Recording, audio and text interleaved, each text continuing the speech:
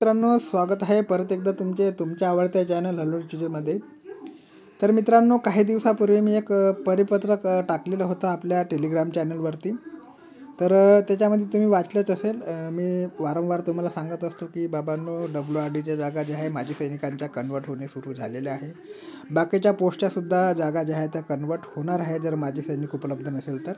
आणि त्याच्या संदर्भात परिपत्रकसुद्धा आलेले होते आणि ते सुद्धा मी टाकलेलं आहे. ठीक आहे. WRDच्या संदर्भात मी तुम्हाला वारंवार सांगितलेलं होतं की जागा ज्या आहेत त्या कन्वर्ट होणे सुरू झालेल्या आहे. ठीक आहे. सहजासहजी माजी सैनिकाच्या जागा कन्वर्ट होत नाही, परंतु कॅन्डिडेट मिळाले नाही तर डिपार्टमेंट जे आहे ते सैनिकी बोर्डला परमिशन मागून त्या जागा कन्वर्ट करू शकतात. ठीक आहे.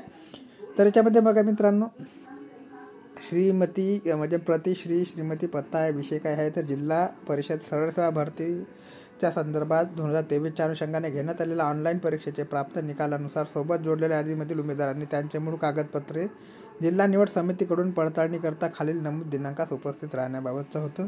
ठीक आहे. याच्यामध्ये आपल्याला जे उपरोक्त संदर्भी विषयाने जिल्हा परिषद गट क सरळ सेवा भरतीच्या संदर्भातलं हे जे होतं त्याच्यामध्ये क्लिअरली लिहिलं आहे की अनुषंगाने माजी सैनिक आरक्षणाअंतर्गत सुयोग्य उमेदवार उपलब्ध न झाल्यास सदर पदाचा अनुशेष न ठेवता सदर रिक्तता माजी सैनिक व्यतिरिक्त त्या सामाजिक प्रवर्गातील गुणवत्तेनुसार पात्र उमेदवारांमधून भरवण्याबाबत वरील पत्रानुसार निवड यादी प्रतीक्षा यादी करता नेमणूक करता जिल्हा अमरावती सरळसेवा पदभरती जाहिरात दिनांक 4/8/2023च्या अनुषंगाने घेण्यात आलेल्या ऑनलाईन प्राप्त निकालानुसार सोबत जोडलेल्या यादीमधील उमेदवारांनी त्यांचे मूळ कागदपत्र जिल्हा निवड समितीकडून पडताळणी करण्याकरता जे दिनांक त्यांनी दिलेले आहे त्या दिनांकास 13 जानेवारी 2025 रोजी म्हणजे 18 आहे ही दिनांक. ठीक आहे.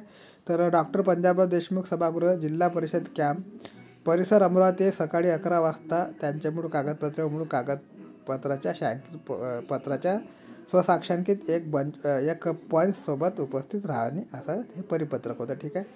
आता हे परिपत्रक इथे वाचण्याचं कारण एवढंच आहे मित्रांनो, थोडा शेड्यूल बिझी असल्यामुळे मी माझ्यामध्ये व्हिडिओ बनवू शकलेलो नाही.